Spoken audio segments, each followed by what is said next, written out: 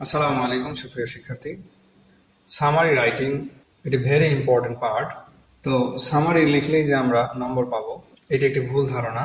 Summary লেখার বেশ কিছু রুলস রয়েছে, সেগুলো আমরা এক নজরে আলোচনা করব এবং এটি প্যাসেজ নিয়ে সেখান থেকে কিভাবে সামারি লিখতে হয় তা প্র্যাকটিক্যালি দেখাবো। তো শুরুতেই আমরা কিছু নিয়ম পড়ে নেব। প্রধান নিয়মাবলী বা কোর রুলস হচ্ছে 1/3 লেখার নিয়ম। সামারির দৈর্ঘ্য সাধারণত মূল প্যাসেজের মোট শব্দের 3/1 হতে হবে। অনেকেই কত পৃষ্ঠা লিখবো অথবা কত লাইন লিখবো এ নিয়ে কনফিউশনে থাকে, তো এখানে সঠিক উত্তর পাওয়া গেল। প্যাসেজ যতটুকু থাকবে তার 3/1 লিখতে হবে। একক অনুচ্ছেদ বা সিঙ্গেল প্যারাগ্রাফ। সামারি সবসময় একটি মাত্র প্যারাগ্রাফ বা অনুচ্ছেদে লিখতে হবে। একাধিক প্যারা করা সম্পূর্ণ ভুল। তাহলে এটি আমরা বুঝতে পারলাম পুরো সামারিটা একটি প্যারাগ্রাফে হবে। এবং মোস্ট ইম্পর্টেন্ট পার্ট হচ্ছে নিজের ভাষা বা অন ওয়ার্ডস ব্যবহার করতে হবে। মূল প্যাসেজের বাক্য হুবহু কপি করা যাবে না। নিজের ভাষায় সহজ শব্দ ও ফ্রেজ ব্যবহার করে লিখতে হবে।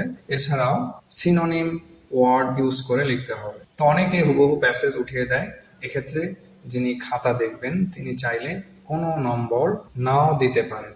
গুরুত্বপূর্ণ তথ্য বা মেইন আইডিয়াস অনলি। সামারি লেখার সময় প্যাসেজের শুধু মূল থিম বা প্রধান বার্তাগুলোই সামারিতে আসবে। অতিরিক্ত বা যেগুলো কম গুরুত্বপূর্ণ সে ওয়ার্ড বা সেন্টেন্স গুলো আমরা সামারিতে লিখবো না। আর সামারি লেখার সময় যা অবশ্যই বর্জন করতে হবে, উদাহরণ ও ব্যাখ্যা। মূল প্যাসেজে থাকা কোনো উদাহরণ, উপমা বা দীর্ঘ ব্যাখ্যা সামারিতে লেখা যাবে না। এছাড়াও সরাসরি উদ্ধৃতি, কোনো চরিত্রের মুখের কথা বা ডিরেক্ট স্পিচ যেটা ইনভার্টেড কমার মধ্যে থাকে সেই অংশটুকু সামারিতে রাখা যাবে না। সেটিকে নিজের ভাষায় ইনডিরেক্ট স্পিচ রূপান্তর করতে হবে। পরিসংখ্যান ও অতিরিক্ত তথ্য, সাল বা তারিখ খুব বেশি গুরুত্বপূর্ণ না হলে এবং অপ্রয়োজনীয় সংখ্যা বা ডেটা সামারি থেকে বাদ দিতে হবে। এছাড়াও ব্যক্তিগত মতামত, প্যাসেজে নেই এমন কোন নিজস্ব জ্ঞান, মন্তব্য বা মতামত যেমন I think, in my opinion যোগ করা যাবে। এটার অর্থ এই যে কেউ সামারি লিখলো, লিখে আবার নিজের মতো করে কিছু যুক্ত করে দিল, যে আমার মতে অথবা আমি মনে করছি, এই ধরনের কোনো ওয়ার্ড বা সেন্টেন্স ইউজ করা যাবে না। শর্টকাটে আমরা সামারি লেখার কৌশলটুকু জেনে নেব। সহজ ও স্পষ্ট বাক্য। বাক্যগুলো জটিল না করে সহজ, ছোট এবং স্পষ্ট রাখাই ভালো।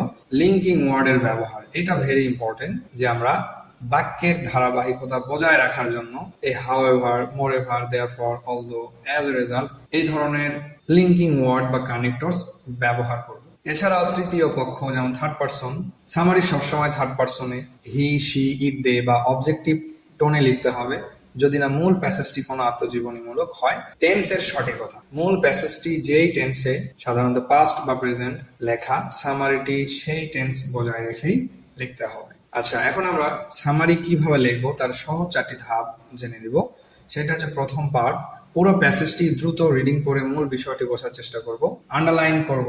দ্বিতীয়বার পড়ার সময় গুরুত্বপূর্ণ শব্দ, লাইন বা তথ্যগুলোর নিচে দাগ দেব। খসড়া তৈরি করব, দাগানো তথ্যগুলোকে কানেক্টরস ব্যবহার করে নিজের ভাষায় সাজিয়ে একটি খসড়া লিখব। এরপর আছে সম্পাদনা, শব্দ সংখ্যা গুণে দেখুন এবং ব্যাকরণগত ভুল বা অপ্রয়োজনীয় কোনো তথ্য থাকলে তা বাদ দিয়ে ফাইনাল করতে হবে। এখন আমরা হযরত মুহাম্মদ সাল্লাল্লাহু আলাইহি সাল্লামকে কেন্দ্র করে একটি প্যাসেজ থেকে সামারি লিখবো। এটি একটি মূল প্যাসেজ দেওয়া আছে।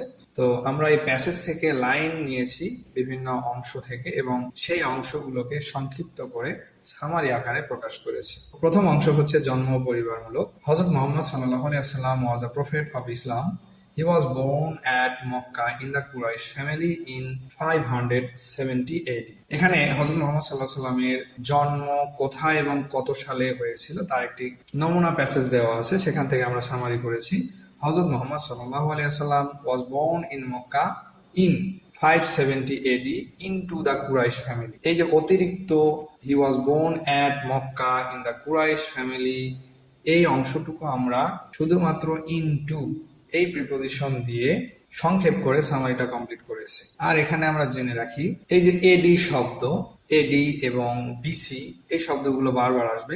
এডি হচ্ছে অ্যানো ডোমিনি, যেটাকে after the birth of Jesus Christ, অর্থাৎ যীশু খ্রিস্টের জন্মের পর থেকে যে সাল গণনা করা হয় তাকে এডি বলা হয়। এবং আরো একটি শব্দ আসবে সাল তারিখ নিয়ে, সেটা হচ্ছে বিসি, যেটা হচ্ছে বিফোর ক্রাইস্ট, অর্থাৎ যীশু খ্রিস্টের জন্মের পূর্বে যে সাল বা বাংলায় খ্রিস্টপূর্ব সেইটাকে বিসি বলা হয়। এর পরের অংশ হচ্ছে শৈশব ও এতিম হওয়া অংশ। আমরা মূল প্যাসেজটা পড়ছি। তো his father's name was Abdullah and he died before his birth. His mother Amina also died in his infancy. এখানে বলা হচ্ছে হযরত মুহাম্মদ সাল্লাল্লাহু আলাইহি সাল্লামের পিতার নাম কি এবং তিনি কখন মারা গিয়েছেন, মাতার নাম কি এবং তিনি কখন মারা গিয়েছেন।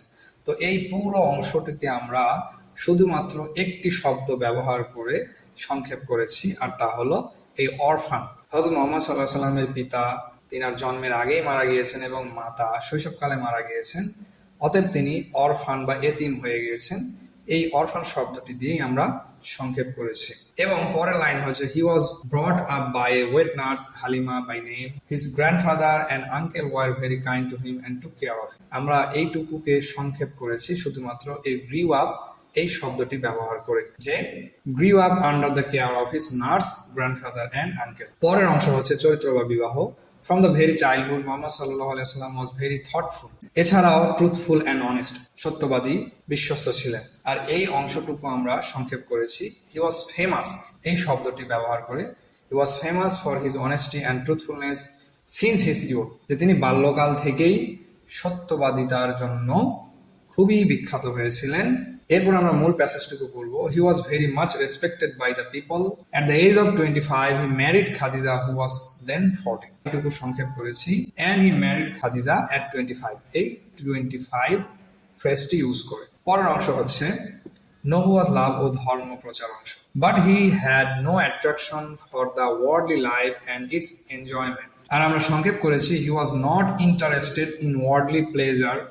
এই যে ইন্টারেস্টেড এই শব্দটুকু ইউজ করে আমরা সংক্ষেপ করেছি।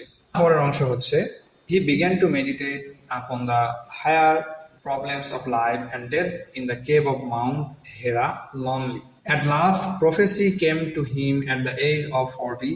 এবং 40 বছর বয়সে তিনার কাছে এই ঐশ্বরিক বাণী বা ওহী এসেছিল। আমরা সংক্ষেপ করেছি অ্যান্ড দিয়ে এই দুটো বাক্যকে যুক্ত করেছি। আর এই যে তিনি এখানে 40 বছর বয়সে নবুয়ত পেয়েছেন বা তিনার কাছে প্রথম ওহী এসেছিল, এই যে প্রফেসি, এটাকে আমরা he received prophethood and started preaching Islam. তিনি প্রফেটহুড বা নবুয়ত পেয়েছিলেন এবং ইসলাম প্রচার করতে শুরু করেছিলেন 40 বছর বয়সে। And he preached there is no God except Allah. অর্থাৎ তিনি যে ইসলাম ধর্মের বাণী, যে আল্লাহ ছাড়া কোনো উপাসক বা সৃষ্টিকর্তা নেই, এই অংশটুকুকে আমরা ইসলামের বাণী হিসেবে প্রচার করেছি, যে প্রিচিং ইসলাম। তিনি ইসলাম প্রচার করা শুরু করেছিলেন। পরের অংশ হচ্ছে মক্কাবাসীদের বিরোধিতা ও হিজরত অংশ। The Meccans were very angry with him. তো এই পুরো লাইনকে আমরা অ্যাজ নামক এই লিঙ্কিংটি দিয়ে সংক্ষেপ করেছি। As the Meccans became angry and try to kill him. যেহেতু মক্কার লোকেরা হযরত মুহাম্মদ সাল্লাল্লাহু আলাইহি ওয়াসাল্লামের প্রতি রাগান্বিত হয়েছিল এবং তিনাকে হত্যা করতে চাইতো, so he went to Medina in 622 AD in the dark of night.